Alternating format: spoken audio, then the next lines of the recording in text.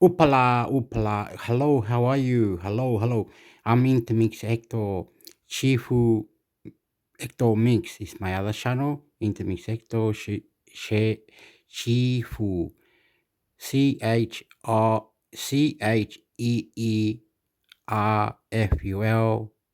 Chifu Hector Mix. YouTube. Subscribe. I'm looking for something.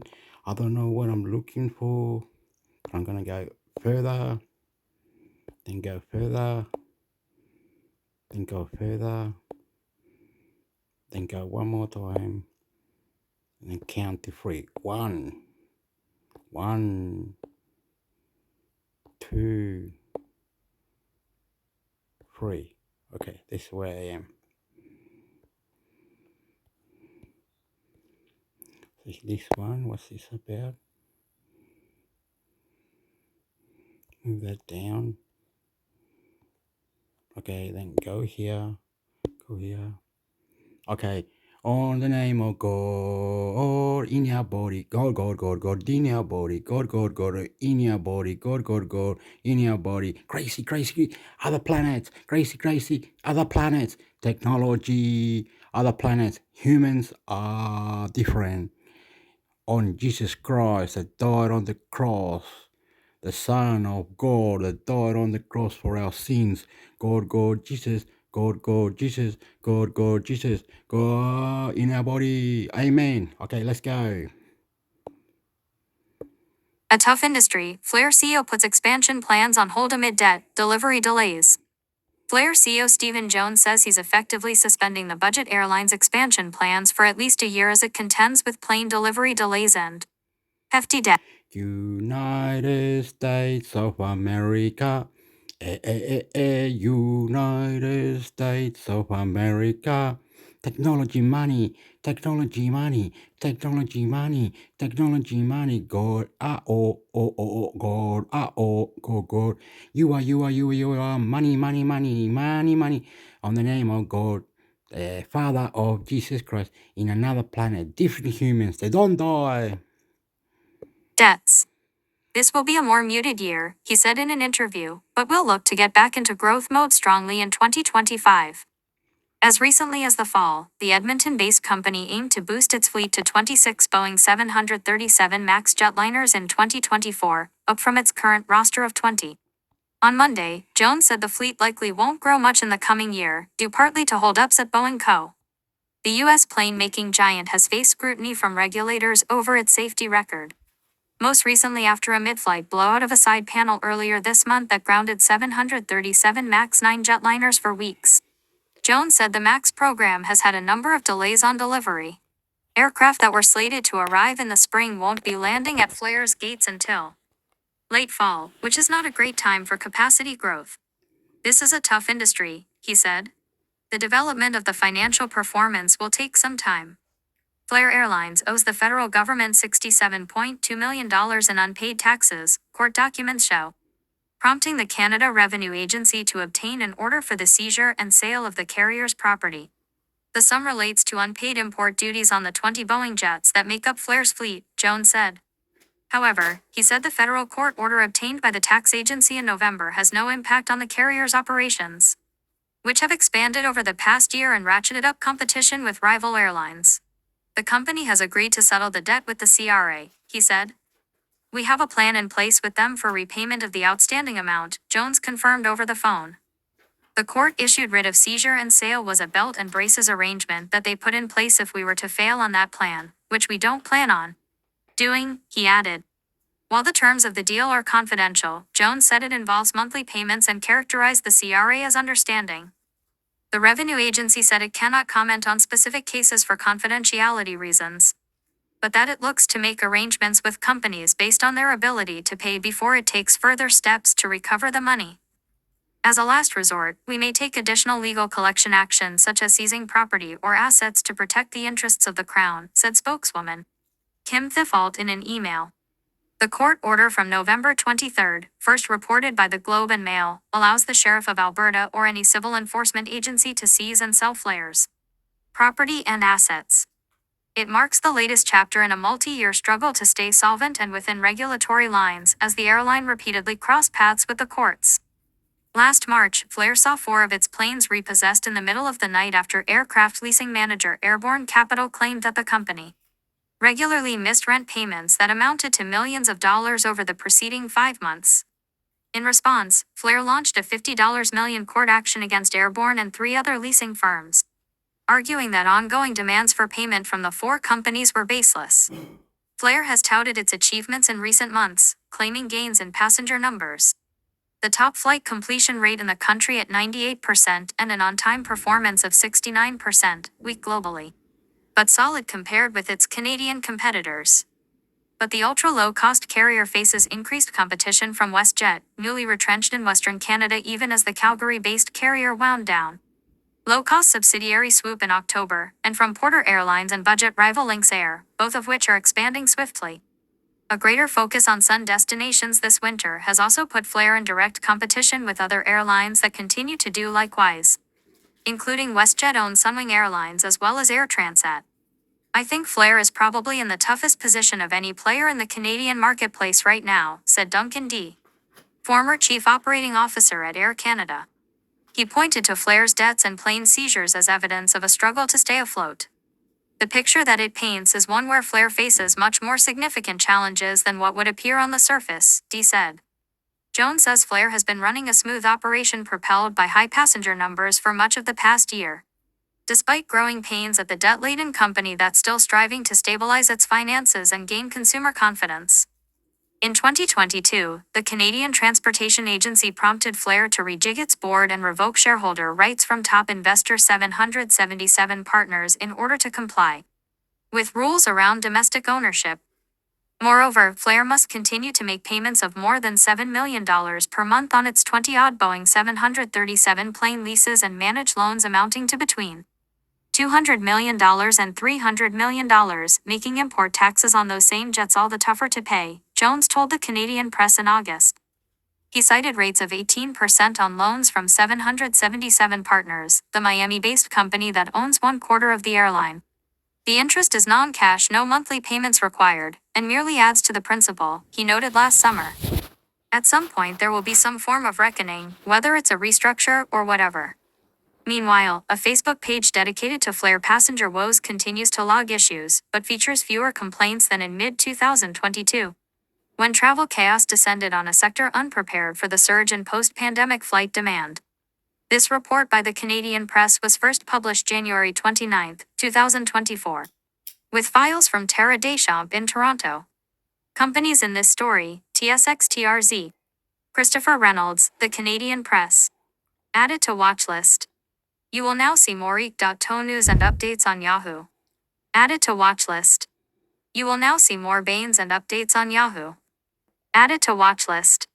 You will now see more Truth news and updates on Yahoo. Sign in to add to watchlist.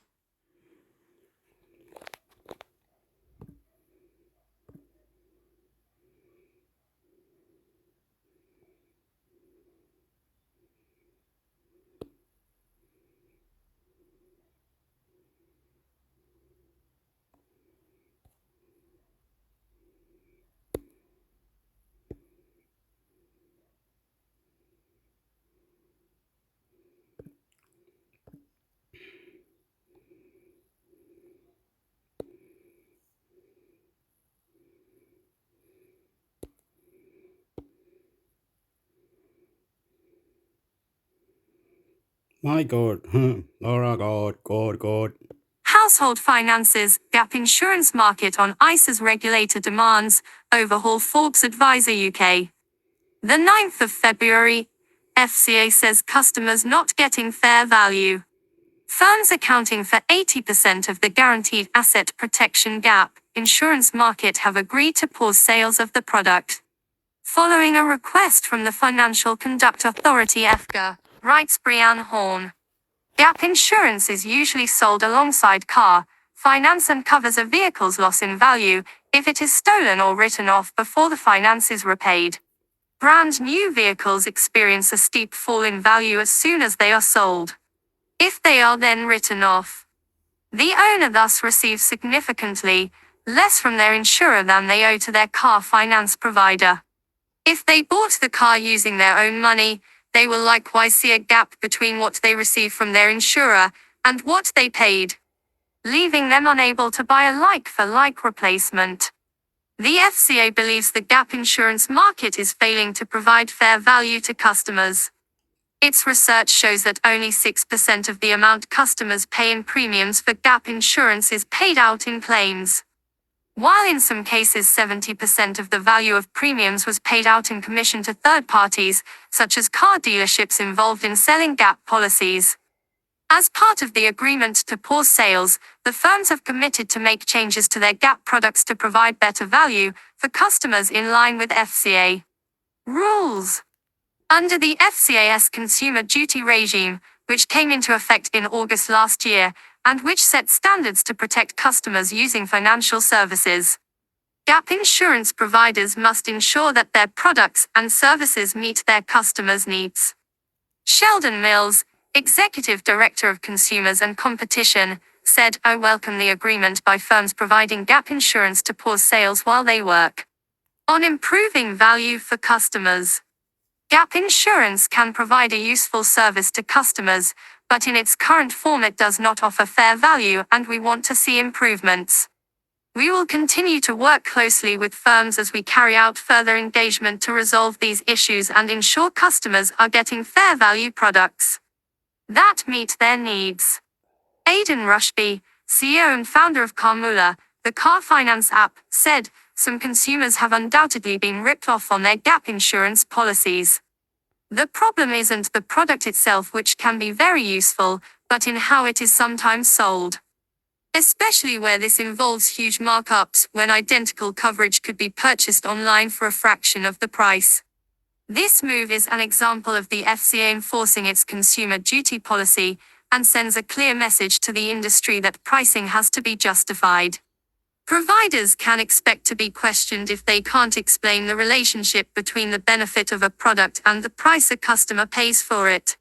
In reality, this temporary pause presents an opportunity for genuine innovation, moving beyond tweaks to existing products and fundamentally rethinking the gap insurance model.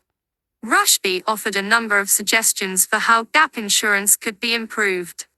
Transparency: provide clear information about the cost of coverage, the likelihood of claims payouts, and any hidden fees. Eliminate complex terms and opaque pricing structures. Customer-focused customization: remove one-size-fits-all gap products in favor of flexible options for varying value depreciation curves, vehicle lifespans, and coverage levels. Data-driven pricing: link premiums to actual risk and historical payout data, not inflated by excessive commissions. Compare car insurance quotes. Choose from a range of policy options for affordable cover that suits you and your car. The 8th of February, buy-to-let landlords squeezed by higher costs. Figures published today by UK Finance, which represents the banking sector, show that mortgage arrears for both residential and buy-to-let borrowing jumped again in the final 3 months of 2023, revealing how cost pressures are biting in the wake of interest rate rises over the past 2 years, writes Joe Thornhill. The Bank of England bank rate, which influences what lenders charge, rose from 0.1% in 2021 to its current level of 5.25% in August 2023. The latest Bank of England hold was announced on the 1st of February. UK Finances says there were 93,680 homeowner-occupier mortgages in arrears of 2.5%, or more of the total outstanding loan balance in Q4 2023. 7% higher than in Q3. The figure for buy-to-let mortgages in arrears at the same level, 2.5% of the loan balance or more, was 18% higher than Q3 at 13,570. However, mortgages in arrears still account for a small proportion of the total market, at just 1.07% of all homeowner mortgages outstanding and 0.69% of all buy-to-let mortgages outstanding in Q4 2023. As well as arrears data, UK Finance said 540 homeowner mortgaged properties were repossessed in Q4 2023, 14% fewer than Q3, while 500 buy-to-let mortgaged properties were repossessed 11% higher than Q3. Laura Suter, Director of Personal Finance at AJ Bell, said, the number of people in arrears on their mortgage has jumped by 25% in the past year, as homeowners feel the pressure from 14 consecutive interest rate increases. Even more dramatic are the figures on how many landlords are in arrears, with the figure for buy-to-let mortgages jumping by 124% at the end of 2023 when compared to a year earlier. While landlords have enjoyed a rental boom in the past couple of years, many have found their mortgage costs are higher than the rent they are receiving. On top of that, many are finding it impossible to keep up with mortgage payments if they have any periods where the property is vacant. If you are concerned about falling behind with mortgage payments, contact your lender as soon as possible. It can be helpful to tackle the problem early, as this could prevent you falling into arrears. Around 90% of mortgage lenders are signed up to the Mortgage Charter, an arrangement between government and the banking industry, aimed at helping borrowers who may be facing financial distress due to rising interest rates and mortgage costs. Under the Charter, borrowers can opt to move their mortgage onto an interest-only basis for 6 months, or increase the term of their loan, again for a 6-month period, to cut monthly payments. This can be done with no impact on the borrower's credit file or score. In addition, all regulated lenders are obliged to help customers facing payment and financial difficulties by offering solutions, such as restructuring their debt, to prevent them falling into arrears. Free mortgage advice. Better.co.uk is a 5-star Trustpilot rated online mortgage advisor that can help you find the right mortgage and do all the hard work with the lender to secure it. Asterisk, your home may be repossessed if you do not keep up repayments on your mortgage. The 7th of February, middle-aged most at risk of costly fraud. With Valentine's Day on the horizon, banks including Lloyds and Metro are reminding customers to beware so-called romance scams. In such cases, scammers feign an online relationship with their victims before requesting money, often using an emotionally manipulative backstory. According to Lloyds, romance scams rose by almost a fifth, 22%, between 2022 and 2023, with the average victim losing £6,937. Elsewhere, Metro Bank recorded a 50% increase in the number of romance scams reported by its customers between 2022 and 2023. Anyone can be targeted by these scams, regardless of age, but Lloyds found that individuals aged between 55 and 64 were most likely to be targeted. Men and women are equally likely to fall prey, with men accounting for 52% of cases reported to Lloyds in 2023. Liz Siegler, Fraud Prevention Director at Lloyds, said, targeting those looking for love is a cruel, but sadly common, way for fraudsters to cash in. Scammers can be incredibly convincing and leave their victims both emotionally and financially drained. Social media and online dating apps are rife with fake profiles, and it can be hard to tell who is genuine. Remember that no good relationship starts off by sending money to someone you haven't met, and this should be a big red flag. To avoid romance scams, Ziegler advises individuals to avoid sending money to someone you've never met in person. Never share your personal or financial details with a stranger. Be cautious if strangers contact you on social media. Look out for profiles pictures that appear fake or staged. Be wary when someone avoids meeting in person. Compare energy deals with the Energy Shop. Find competitive offers in your area. The 6th of February, regulator vows to improve switching experience. Energy customers will get £30 compensation if their supplier fails to switch them to their new chosen tariff within 5 working days. Under rules announced by energy watchdog Ofgem, writes Brianne Horn. The change follows an extensive consultation with consumer groups and charities launched in September 2023 to improve consumers' experiences of switching. Since 2022, suppliers have had a 5-day window to switch customers to a new provider. Prior to this, it was 21 days. Despite the reduction in timescale, there was no requirement to pay compensation unless they failed to complete the switch within 15 days. Under the new rules, which come into effect on 1st April 2024, suppliers must now ensure that a customer switch takes place within 5 working days, or the £30 penalty will apply. The onus is on the new supplier to make sure the switch goes smoothly and on schedule. It will be responsible for paying the compensation if necessary. The new 5-day switch requirement does not affect the statutory 14-day cooling-off period that customers are entitled to when they join a new provider.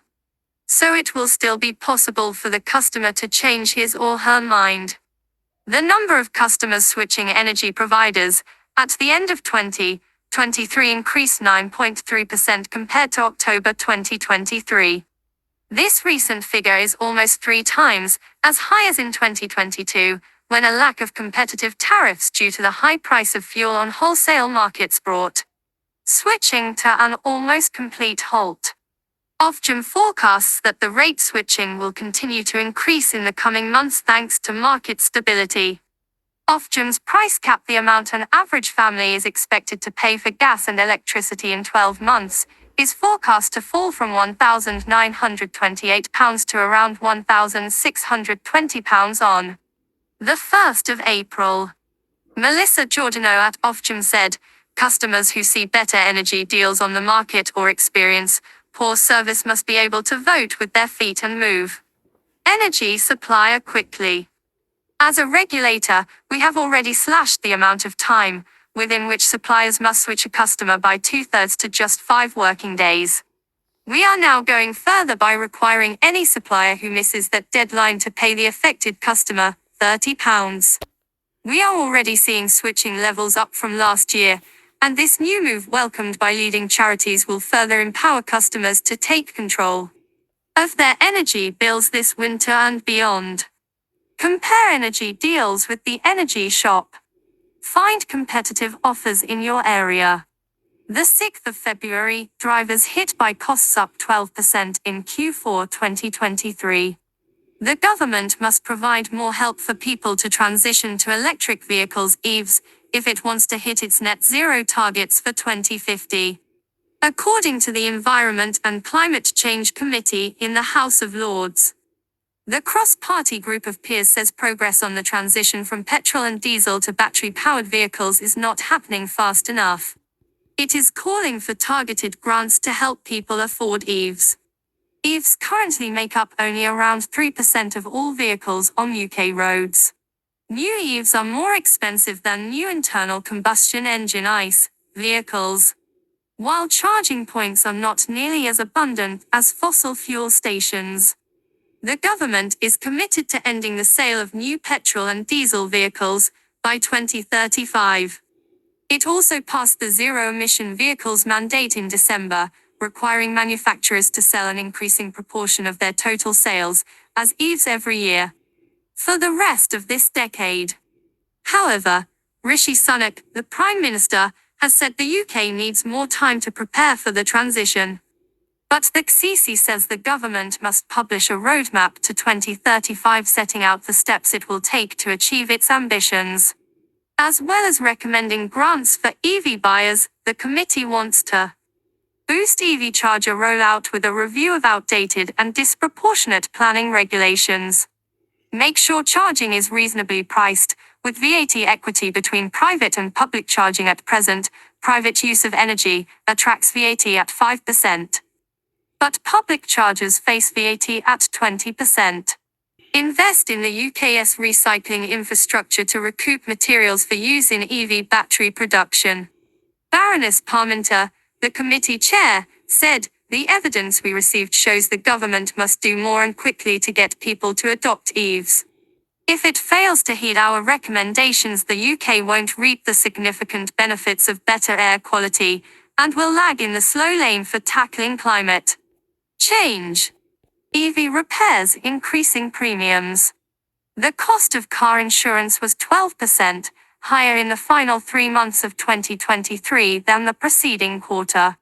The Association of British Insurers Motor Insurance Premium Tracker found that the average premium paid for private motor insurance was £627, up from £562 in the period July-September 2023. This put the Q4 2023 average premium at 34% higher than in Q4 2022, when it was £470. When looking at annual averages, motor premiums were 25% more expensive in 2023 than in 2022, £543 versus £434.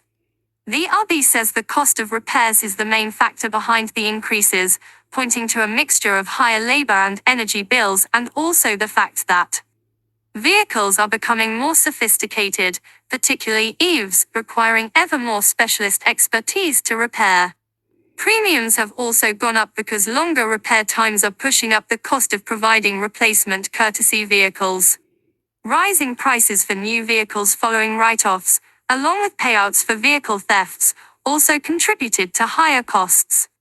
Mervyn Skeet at the RB said, "We're acutely aware of the impact that rising motor insurance premiums continue to have on motorists. Rising repair costs and other factors outside of insurers' control mean there is no single action that could bring down premiums. However, we are determined to do all we can to put the brake on. We are working with our members to understand what actions can be taken to help motorists manage costs. Compare car insurance quotes. Choose from a range of policy options for affordable cover that suits you and your car." The 25th of January, broadband regulator releases complaints data. Broadband providers and mobile phone network providers are preparing to clobber their customers with annual inflation-linked price hikes in April. Most networks put their prices up each spring by a figure that combines either December's Consumer Price Index (CPI) figure or January's Retail Price Index (RPI) plus a typical 3.9%. With CPI inflation running at 4% last month, this means that millions of customers of BT, EE, Vodafone and Three, all of which use the CPI figure, could see their bills rise by 7.9%. Ofcom, the sector regulator, wants to ban firms from increasing customer bills in line with inflation, which, it says, causes consumer harm. Okay, it's on Forbes. Forbes advisor. You can come and watch it here. Forbes. Is it Forbes? Forbes advisor, and we'll somehow get it. So we go back now. We are doing the Noto bad. We are doing bad. We are going backwards now. This is naughty, and it's not what I wanted, but it doesn't matter. We're not going to complain. You know what I mean?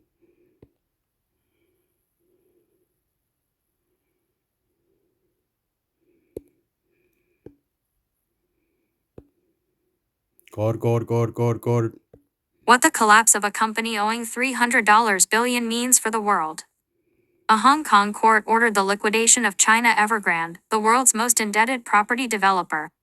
Evergrande has assets of about $245 billion, but owes about $300 billion. Its demise is a controlled collapse, but still raises systemic risk and will hurt investors, says an analyst. Evergrande, once China's largest real estate developer, has collapsed. The pivotal moment came on January 29, when a Hong Kong court ordered the liquidation of the most indebted property developer in the world. The demise of the property giant wasn't a surprise, since its cash crunch was made public in the second half of 2021. But there are still concerns about how Evergrande's fallout will affect the broader market. Since the property sector contributes to about a quarter of China's GDP, the property developer's demise looks like a controlled collapse. The writing was on the wall long ago. And few in the market are surprised by the situation, Kyle Rada, a senior market analyst at Capital.com, an online trading platform, told Business Insider. However, it raises systemic risk at the margins and, if nothing else, will expose some to ugly haircuts on their assets as the business is pulled apart. Rada added, "Here's the deal in what Rada calls a controlled demolition. What happens next to Evergrande? The court has appointed Alvarez and Marsal as liquidator to manage the company, Evergrande said in a filing to the Hong Kong Stock Exchange. Alvarez and Marsal will now take control of Evergrande's assets and prepare to sell them to repay the real estate developer's debts. Offshore creditors still expect Evergrande's liquidator to propose a new offshore debt restructuring plan first and only liquidate the property developer assets if it cannot come to an agreement with its creditors, two unnamed sources told Reuters. Evergrande can still appeal the judgment, but the liquidation process will continue while the outcome of the appeal is pending. Given the size of Evergrande, experts expect that it could take years to complete the liquidation of the company. Importantly, since the court order was made in Hong Kong, it's also unclear if mainland authorities will recognize and comply with the order. This is important because most of Evergrande's assets are in mainland China. And what about that $300 billion in debt? Evergrande owns assets worth 1.74 trillion Chinese yuan, or about $245 billion. However, the company owes about $300 billion, a big shortfall. And there's a clear order of priority when it comes to repayments. First, secured creditors will be paid, according to a guide by international law firm Baker McKenzie. This means any collateral, such as property, that Evergrande pledged for loans will be used to pay such creditors back. Then, the liquidators will be paid, alongside other expenses associated with the winding down of the firm. Evergrande employee wages and debts to the government are next, followed by unsecured creditors, such as bondholders, suppliers, and contractors. At the bottom of the list are Evergrande's ordinary shareholders. Overall, returns to unsecured creditors and shareholders are likely to be low, since Evergrande's liabilities outstrip its assets. Offshore creditors are particularly vulnerable to losing their investments.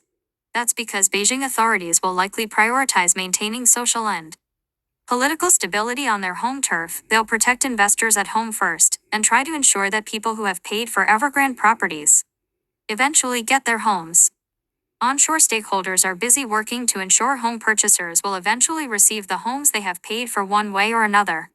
But retail mom and pop investors in the company's offshore securities will be facing even further uncertainty and delay, which would likely continue for years. Daniel Margulies, a partner at Dechert, a law firm that specializes in restructuring in Asia, told by Evergrande's offshore creditors are owed $25.4 billion, but the company's key holdings in Hong Kong, where it is listed, added up to just a paltry $2.9 billion at the end of June, according to a court document on Bloomberg's calculations.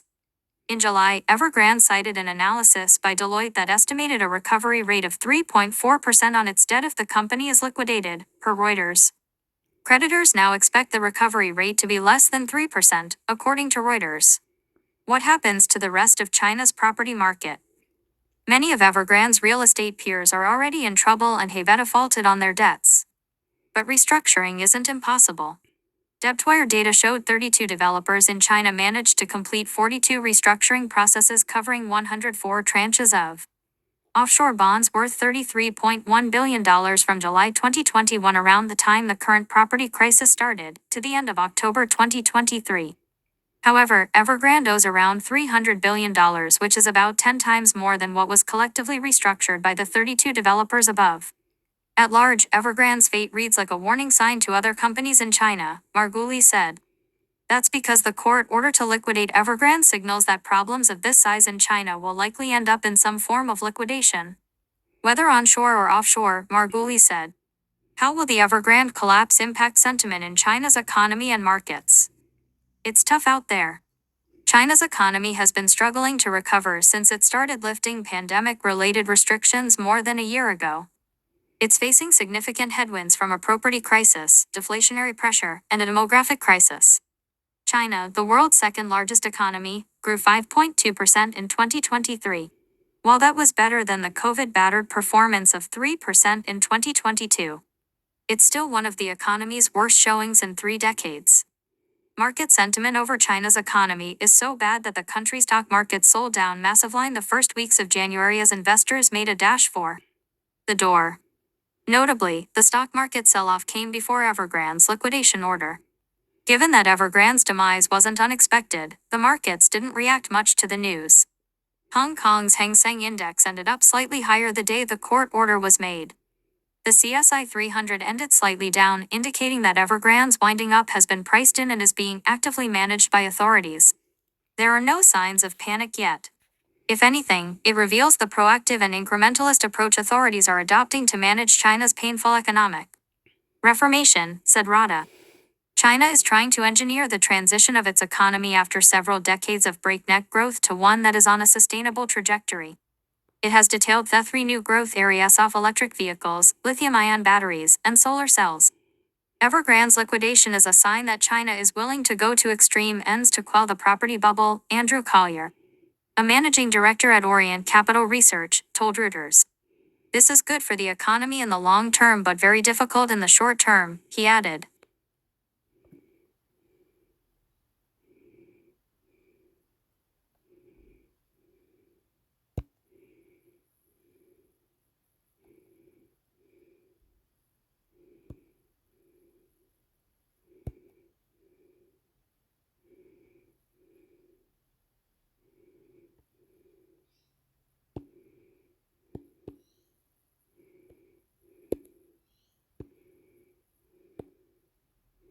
Opena valued at $80 BN following deal, employees can cash out, report. Thanks for signing up. Access your favorite topics in a personalized feed while you're on the go. The artificial intelligence (AI) firm Opena has completed a deal that valued the business at $80 billion or more, the New York Times reported on Friday, citing three unnamed people with knowledge of the deal. The San Francisco-based company would sell shares in a tender offer, a public bid for stockholders to sell their stock led by venture capital firm Thrive Capital. Excuse me, how much is America in debt in the economic? Do they borrow money from other countries or international money or international computer network? Are they in big debt with other international banks, or are they borrowing money, or are millions, trillions dollars in debt America in economic to other borrowing money finances? Answer is God. Report said. Monthly. USD 1.00 first month. Plus taxes. Renews monthly at USD 12.95. Annual. USD 49.00 first year. 67% off. Plus taxes.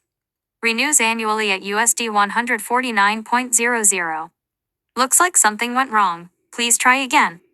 By clicking subscribe, I agree that I have read, understood and accepted the order summary above, as well as Insider Incorporated's terms of Selene privacy policy. The deal allows Opena employees to cash out their shares in the company, the report added. The company was involved in another tender offer deal just last year, with venture capital firms Thrive Capital, Sequoia Capital, Andreessen Horowitz, and K2 Global agreeing to buy shares in a deal that valued Opena at about $29 billion, meaning it has roughly tripled its valuation, per the report.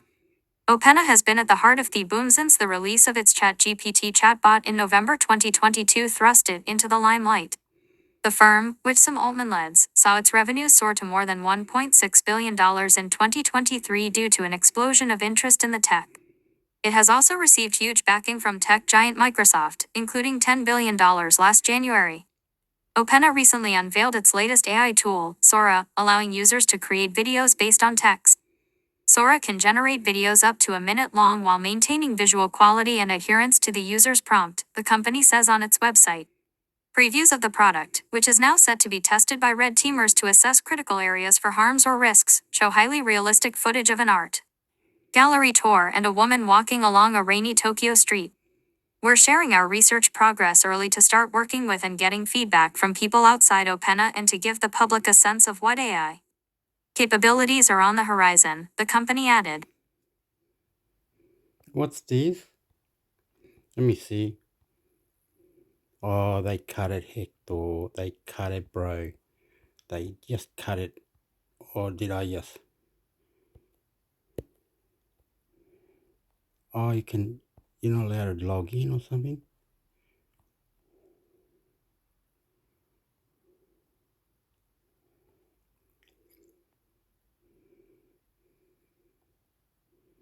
Anyway, whatever it was, Sora, AI Sora. Is that a thing? Let me try. AI Sora. tips, tricks. I'm going blind. My eyes are playing up. Sora tips crazy hard. Super Smash Bros. You know people urge over the strongest will. No. I have to stop because I'm using my data. My computer is broken.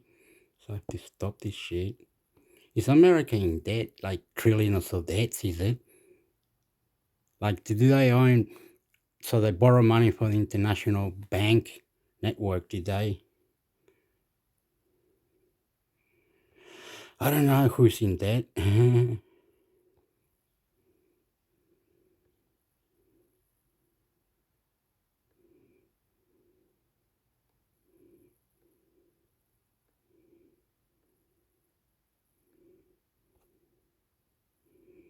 Okay, I think I've done it wrong here somewhere. Let's do AI to text to video. AI tools. AI in a state of art text to video. OpenAI introduced AI model that turns text into video. What's that about?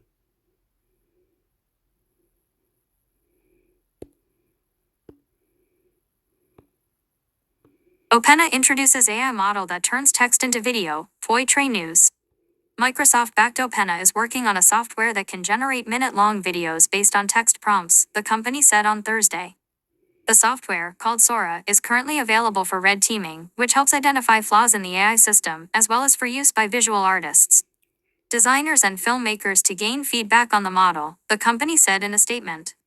Sora is able to generate complex scenes with multiple characters, specific types of motion, and accurate details of the subject and background, the statement said, adding that it can create multiple shots within a single video.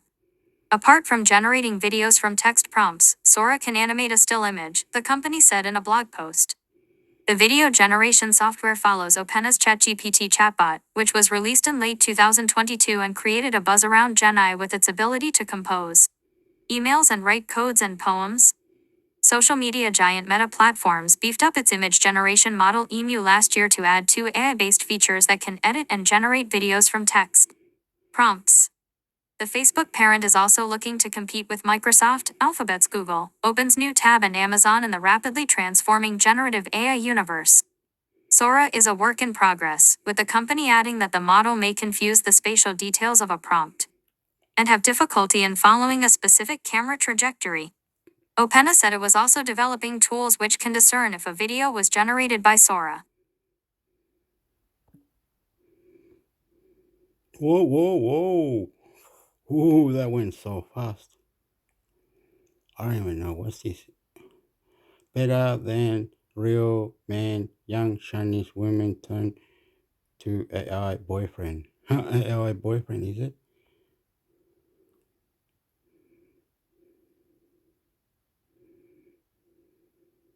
So this bit, is it? And then go like this. Then copy that. Then one more. That is the last thing that I'm doing, I think. I just wanted to find out if United States of America, the government was borrowing money from other countries or doing something naughty, or are they in trillions and trillions of debts? America in economics to banks of the world borrowing money, eh?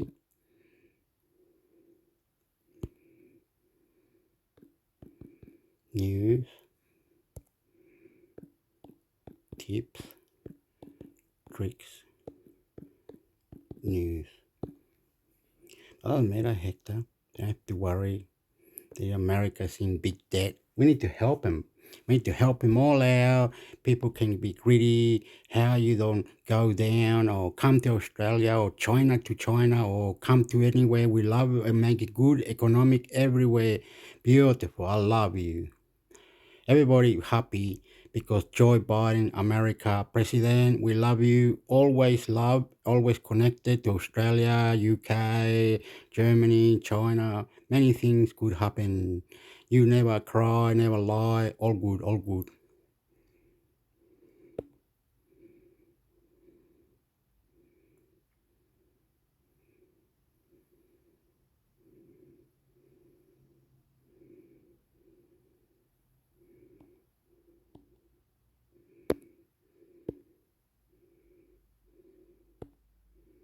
OpenAI introduces a model that turns text into video.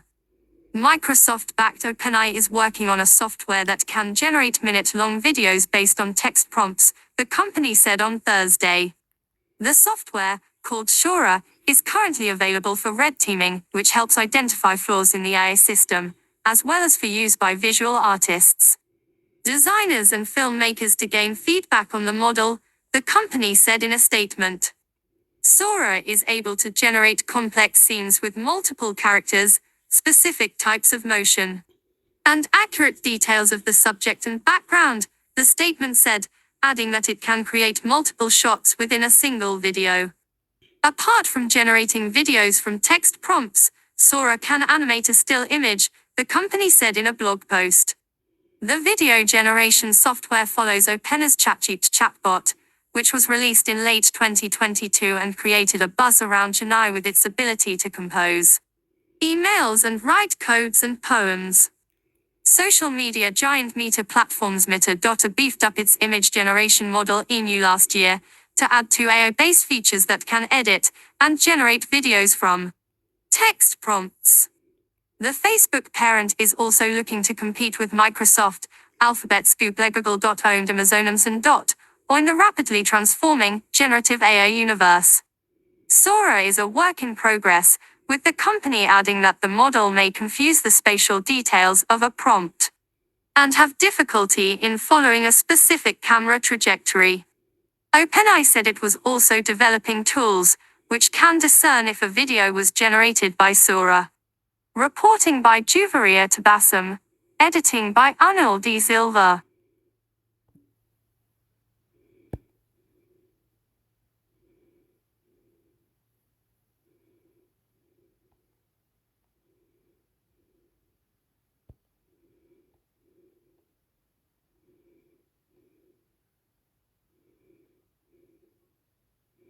What happened? Did it not come? Group news? What's that?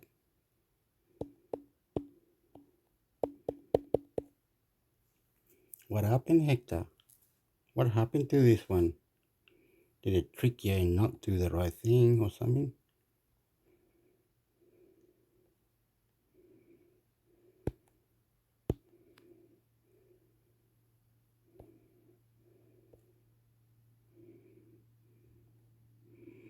Did you have to do something or something? What happened? Are we doing it wrong, is it?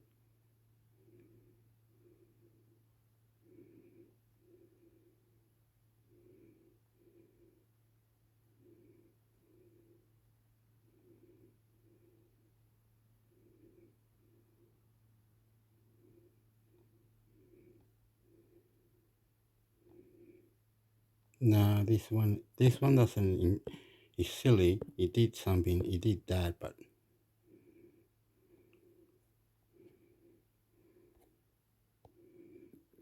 Upa, amigo, Upa.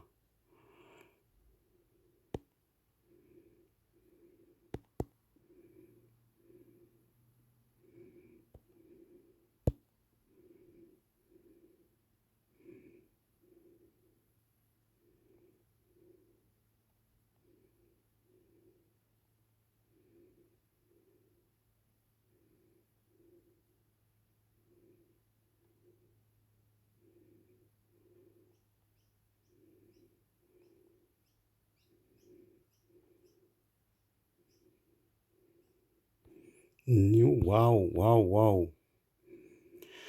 No.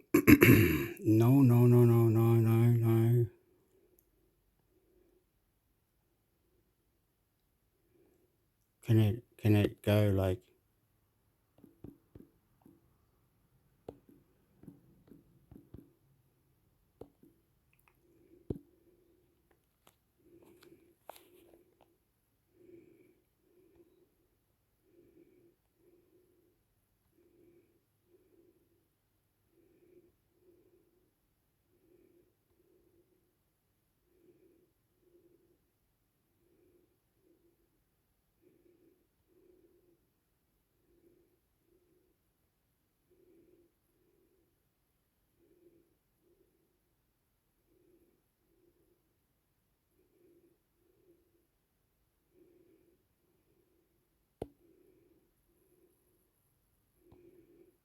Why would they say that?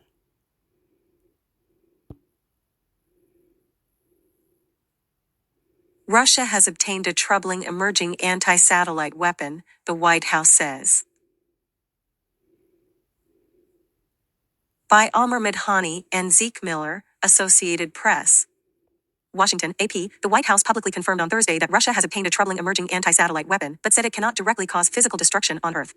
White House National Security spokesman John Kirby said U.S. intelligence officials have information that Russia has obtained the capability, but that such a weapon is not currently operational. U.S. officials are analyzing the information they have on the emerging technology and have consulted with allies and partners on the matter. First, this is not an active capability that's been deployed, and though Russia's pursuit of this particular capability is troubling, there is no immediate threat to anyone's safety, Kirby said. We're not talking about a weapon that can be used to attack human beings or cause physical destruction here on Earth.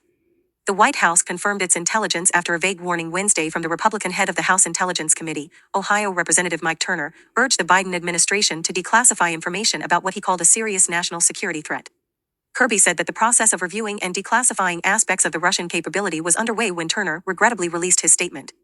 We have been very careful and deliberate about what we decide to declassify, downgrade, and share with the public, he added. Russia has downplayed the U.S. concern about the capability. In Moscow, Kremlin spokesperson Dmitry Peskov described the claims about a new Russian military capability as a ruse intended to make the U.S. Congress support aid for Ukraine. It's obvious that Washington is trying to force Congress to vote on the aid bill by hook or by crook, Peskov said in remarks carried by Russian news agencies. Let's see what ruse the White House will use. Kirby said the capability is space-based and would violate the International Outer Space Treaty, to which more than 130 countries have signed on to, including Russia. He declined to comment on whether the weapon is nuclear capable. The treaty prohibits the deployment of nuclear weapons or any other kinds of weapons of mass destruction in orbit or station weapons in outer space in any other manner. The White House said it would look to engage the Russians directly on the concerns. Even as the White House sought to assure Americans, Kirby acknowledged it was a serious matter. I don't want to minimize the potential here for disruption, Kirby said. White House National Security Advisor Jake Sullivan briefed lawmakers Thursday on Capitol Hill on the Russian threat. Connecticut Representative Jim Himes, the ranking Democrat on the House Intelligence Committee, called the threat pretty standard stuff in terms of the national security threats that the intelligence panel deals with. This is not a threat for today, tomorrow, next week, or next month, he told journalists staking out the room where Sullivan was briefing the congressional leaders. Himes said he respected Turner's decision to warn Congress at large about the threat but had expressed concern in advance about taking it public on social media. And my concern was specific that if we did that, we would be staring into a whole lot of cameras and microphones, Himes told the reporters and camera crews outside the secure briefing room. And here we are. The White House did not hide its frustration with how Turner went about sharing concerns about the threat. We make decisions about how and when to publicly disclose intelligence in a careful, deliberate, and strategic way, in a way that we choose, Kirby said. We're not going to be knocked off that process, regardless of what, in this particular case, has found its way into the public domain, he added. I can assure you that we will continue to keep members of Congress as well as our international partners and all of you and the American people as fully informed as possible. White House officials said U.S. intelligence officials have concerns about a broad declassification of the intelligence. The U.S. has been aware of Russia's pursuit of anti-satellite capability going back at least months, if not a few years. Biden has been regularly briefed by his national security team on the issue, including on Thursday. The U.S. has frequently downgraded and unveiled intelligence findings about Moscow's plans and operations over the course of its nearly 2-year war with Ukraine. Such efforts have been focused on highlighting plans for Russian misinformation operations or to throw attention on Moscow's difficulties in prosecuting its war against Ukraine as well as its coordination with Iran and North Korea to supply it with badly needed weaponry. Intelligence officials assessed that starting with private engagement on the Russian anti-satellite threat could have been a more effective approach, Kirby said. We agree with that, which is consistent, of course, with the manner in which we have conducted downgrades of information in the past, Kirby said. This administration has put a lot of focus on doing that in a strategic way, a deliberate way. And in particular, when it comes to Russia. ______. AP writers Ellen Nickmeyer and Darlene Superville contributed reporting. All right, so Russia, something. Louisiana native opens Whoa, Cajun whoa, whoa, seafood whoa, restaurant whoa, in whoa, whoa, Williamsburg whoa, whoa, area, whoa. Daily Press. Calm down, calm down. Whoa, whoa. Kelland Harrison's new restaurant specializes in Cajun okay, seafood, mate, something he okay. knows all about. Okay. Growing up in a small community of Abbeville, in southern Louisiana in the heart of Cajun country, Harrison learned at an early age about and began to appreciate Creole, Cajun and soul food prepared by his grandmother, mother, aunt, and I don't uncle. even know why you're doing Therefore, I don't cooking know came why. natural to him. He eventually came to Virginia to stay in 2016, becoming supervisor of the smokehouse restaurant at Busch Gardens, Williamsburg. 2 years later, he took over the Daily Fest House. But he never got away from that down-home cooking. Daily In 2019, I went to Press. several restaurants in Newport This is News and Daily realized Press? they didn't cook seafood like we do back home, he Again. explained. So, Harrison decided to Daily open his Press. own restaurant Investigate the featuring Daily Cajun Press. seafood. We weren't open 3 months before COVID hit, and frankly, Okay, we got I'm smashed. sorry to do this. His restaurant was 5,400 square feet and had seating for more than 300 people. Wow. He worked hard and tried a variety of ideas to stay in Turn it business. off, bro. In the end, It's wasting however, my time, Harrison couldn't man. make a go of it. After visiting Newtown in the outskirts of Williamsburg in James City County, Do you see that? He didn't want to turn off. It was being naughty, bro. I'm only doing a little bit more. No more. No more or no less. Financial. Right.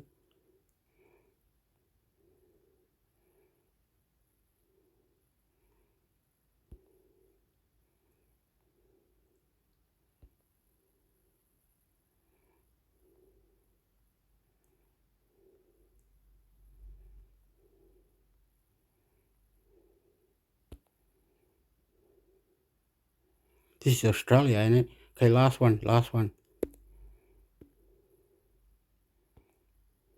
Apps figures show sharp fall in first homebuyer loans. News.com.au, Australia's leading news site. New loan commitments for first home buyers fell sharply in the month of December, in the latest sign that more Australians are giving up on the dream of owning their own home as house prices continue to rise to new heights. The total number of first homebuyer loan commitments hit 9,491 Australia-wide in December, a sharp 8.4% fall from November. The value of first homebuyer loans also fell 5.5% to hit $4.80 BN.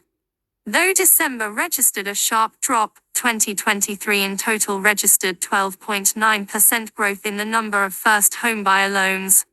Some states also bucked December's gloomy figures for first homebuyers, with South Australia recording a 2.6% uptick in the number of new loans. Tasmania and the Northern Territory recorded growth rates above 5%. But loans collapsed in Queensland, with the Sunshine State recording a substantial 14.1% decline. Victoria and NSW both recorded 3.7% falls. Master Builders Australia CEO, Denita Warren, said the December decline meant first homebuyers now accounted for less than 1/3 of housing loans. During 2023, first home buyers struggled against the backdrop of larger than expected interest rate increases as well as resurgent house price growth, she said. Strong rental price growth has also eaten into their financial capacity and slowed down the process of saving for a home purchase deposit. The total value of new loan commitments fell 4.1% in the month, with owner-occupier loans falling 5.6% and investors sliding 1.3%. MS Warren said December's figures revealed the demand side of the market was beginning to struggle. Poor sentiment among owner-occupiers resulted in the number of loans for newly built homes declining by 4.9%, while existing home loans suffered an 8.2% reduction, she said on Friday. The figures for December highlight the fact that the demand side of the new home building market is struggling at the same time as obstacles on the supply side persist. The pipeline for new homes is shrinking and not showing assurances that people are able to build new homes.